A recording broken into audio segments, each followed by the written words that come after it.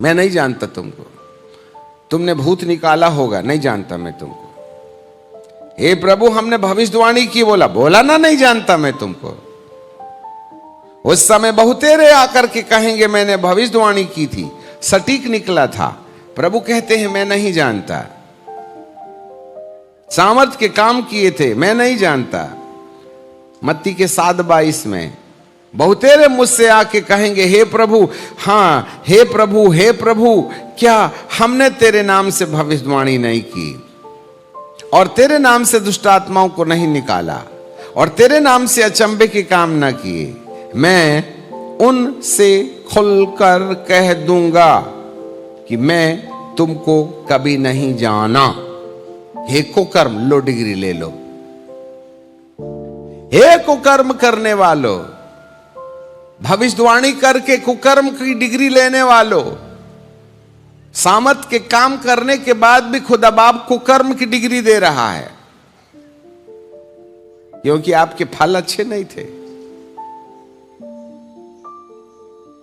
आपका एटीट्यूड ठीक नहीं था, आपकी हरकतें ठीक नहीं थी, आपका बोल ठीक नहीं था, आपकी मनसा ठीक नहीं थी, आपका सोच ठीक नहीं था, आपका लक्ष्य और उद्देश्य ठीक नहीं था। मैं नहीं जानता बोले तो जानता किसको है? पेड़ को। कैसे जानता है? फल के द्वारा। अरे मुंह से कभी भला निकले ना, तभी ना अंदर का पता चलेगा कि अंदर ठीक ठाक है।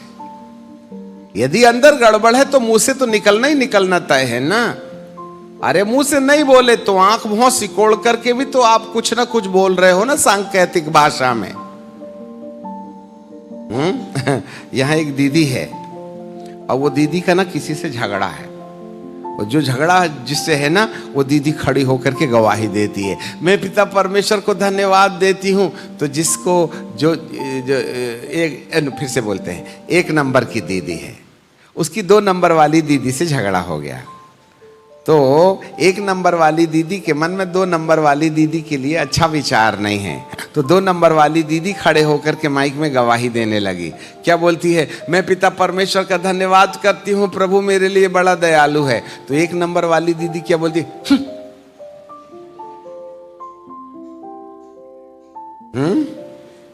जैसे सांप फुसकारता है ना। अच्छा हूं बोले तो बाजू वाला देख लेगा, तो ऐसे देखते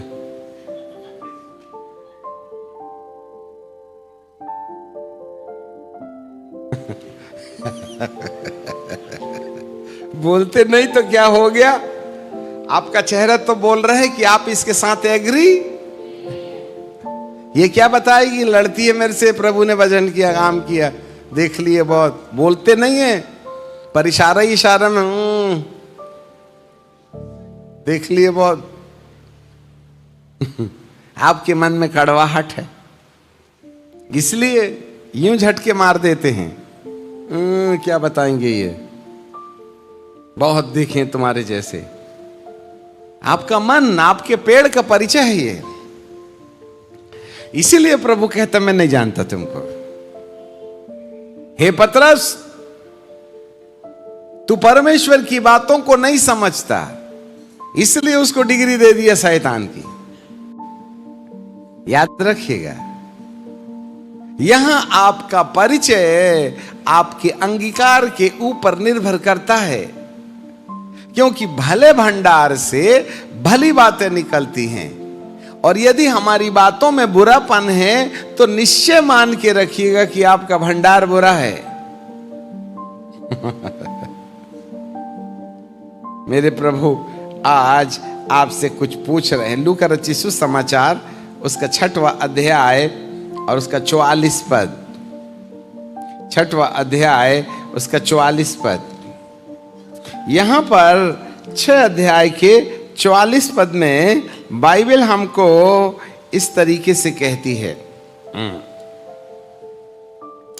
हर एक पेड़ अच्छा, माफ करना, हर एक पेड़ अपने फल से पहचाना जाता है, क्योंकि लोग झाड़ियों से अंजीर नहीं तोड़ते और न झड़बेरियों से अंगूर।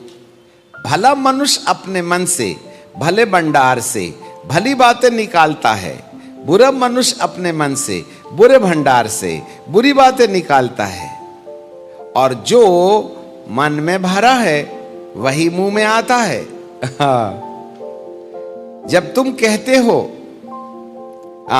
जब तुम मेरा कहना नहीं मानते तो मुझे क्यों हे प्रभु कहते हो?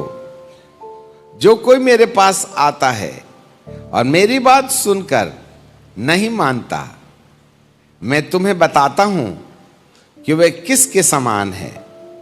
वह उस मनुष्य के समान है जिसने अपना घर बनाते समय भूमि गहरी गड्ढा खोदकर चट्टान पर नींव डाली, और जब बाढ़ें आईं और धाराएं उस पर लगीं, परंतु उसे हिला ना सकी क्योंकि वह पक्का था। परंतु जो सुनकर मेरी बात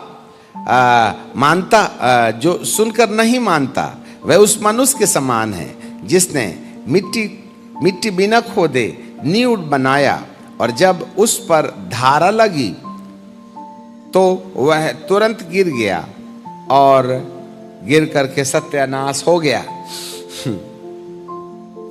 जो वचन को सुनता है और उस पर चलता है और उसको बोलता है, वह अपना घर चट्टान में बनाता है।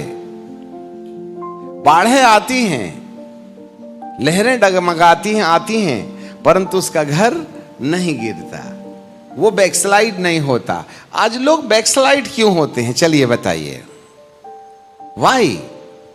क्यों उनको जीवन में कुछ दिन अच्छा लगता है, कुछ दिन बुरा लगने लगता है? 4 दिन की चटक चांदनी, बाकी फिर अंधेरा ही अंधेरा। कुछ दिन प्रभु के साथ चलते हैं फिर गिर जाते हैं, कुछ दिन प्रभु के साथ चलते हैं फिर गिर जाते हैं, कुछ दिन प्रभु के साथ चलते हैं फिर गिर जाते हैं। कारण यह है कि वे प्रभु के साथ चलने में जोशीले जरूर हैं, परंतु प्रभु के साथ चलने के लिए जिस महत्वपूर्ण बात की आवश्यकता है, क्या?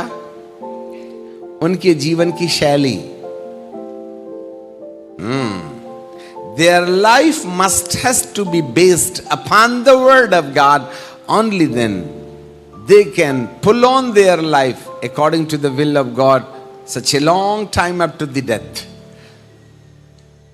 शामुएल और बाबा पौलुस, ये 2 ऐसे हीरो हैं जो मरने के समय तक प्रभु के साथ निर्दोषिता में चलते रहे, क्योंकि उनका जीवन, उनका पेड़ ही ऐसा था जिनके फलों से पहचाना जा सकता है कि वे प्रभु के साथ केवल चिन्हों और चमत्कारों और उसकी आशीषों पर निर्भर नहीं थे, वरन उन्होंने अपनी जिंदगी को परमेश्वर के साथ चलने के लिए व्यावहारिक रीति से स्थिर किया था। अच्छे से सुन लीजिएगा, आते बहुत हैं और जाते भी बहुत हैं, परंतु ठहरे रहने वाले बहुत कम होते हैं। बड़े बड़े चमत्कारकर्ताओं को हमने देखा, बड़ी बड़ी बात करने वालों को देखा, बहुत लंबी लंबी दुआ करने वालों को देखा, बहुत लंबे समय तक उपवास करने वालों को भी देखा, बहुत ढेर सारा प्रार्थना करने वालों को भी देखा, परंतु कुछ समयों के बाद वे मालूम नहीं कहां गए, अता और पता दोनों गोल हो जाता है, क्योंकि उन्होंने अपने व्यक्तिगत जीवन को वचन के ऊपर आधारित करने की अभ्यास नहीं किया। They were practicing the word of, they were practicing the exercising the gifts and the power, but they were failure to exercise their life according to the word of God. आज 99% लोगों को वचन के आधार पर अभ्यास, वचन के आधार पर जीवन जीने का अभ्यास नहीं है, और जो लोग वचन के अनुसार अभ्यास नहीं करते हैं जीवन चलाने के लिए, तुझे जानता हूं या यह कि मैं तुझे नहीं जानता हूं। आज हर एक व्यक्ति को पिता परमेश्वर, इवन दो पतरस चेला था तो भी शैतान के नाम से पहचाना गया। आग बरसाने की मनसा रखने वाले ये चेले, तुम नहीं जानते कि तुम किस आत्मा के हो। प्यारे पिता परमेश्वर, इन बातों के द्वारा आपने हमारे मन की आंखों के छिलके उधेड़े हैं। बाप, हम आपको धन्यवाद देते हैं। सनातन काल के विराट परमेश्वर, आपकी बड़ी महिमा हमारे जीवन के अंदर दिखाई देने पाए। प्रभु, एक बार फिर हम अपने फलों का परिचय अपने पेड़ के साथ जोड़ें, इस बात के रास्ते हमें अपने प्रति परमेश्वर के वचन के अनुसार अपनी सूझबूझ बिठाने का अनुग्रह दीजिएगा। आपको महिमा और आदर देते हैं, यीशु नासरी के नाम से मांग लेते हैं।